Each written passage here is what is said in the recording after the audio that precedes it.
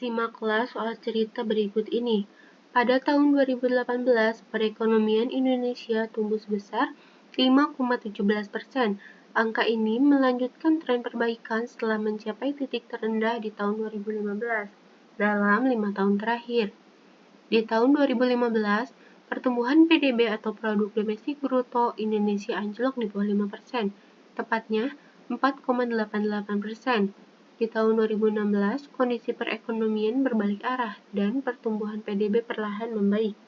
Per akhir tahun 2018, PDB Indonesia sebesar 14,837,4 triliun. Adapun PDB per kapita 56 juta. Pertumbuhan ekonomi yang secara tahun cukup baik ditopang oleh pertumbuhan konsumsi dan investasi yang lumayan baik. Yang konsumsi dan investasi juga menjadi penggerak ekonomi tahun ini. Berdasarkan data BPS yang dirilis di hari Rabu, konsumsi rumah tangga Januari sampai dengan Desember 2018 tumbuh 5,05% dan sumbangan terhadap pertumbuhan ekonomi 2,74%. Sementara investasi yang tumbuh 6,67% menyumbang 2,17% terhadap pertumbuhan PDB. Sementara itu, IHSG atau Indeks Harga Saham Gabungan ditutup menguat 1,025% menjadi 6,547,877. Adapun nilai tukar rupiah berdasarkan JISDOR atau Jakarta Interbank Spot Dollar sebesar 13.947, melanjutkan penguatan sejak awal Februari. Kendati dinilai cukup positif, pertumbuhan ekonomi Indonesia masih terpusat di Jawa dan Sumatera. Kontribusi Jawa dan Sumatera terhadap PDB 2018 masing-masing 58,48 dan 21,58%.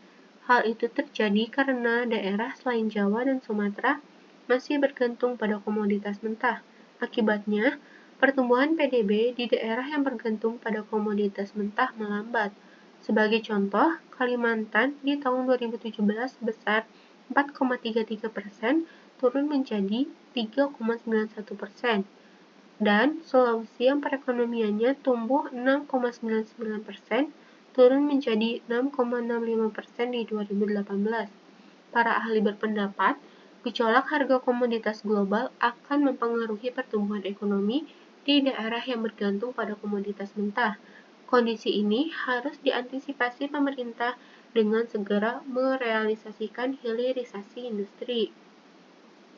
Mari kita simak atau perhatikan grafik berikut ini. Laju pertumbuhan PDB tahunan. Di tahun 2013, pertumbuhan ekonomi Indonesia sebesar 5,50%. Di tahun 2014, 5,01%. Di tahun 2015 menurun menjadi 4,88%. Di tahun 2016, 5,03%. Di tahun 2017, 5,07%. Dan di tahun 2018, 5,17%.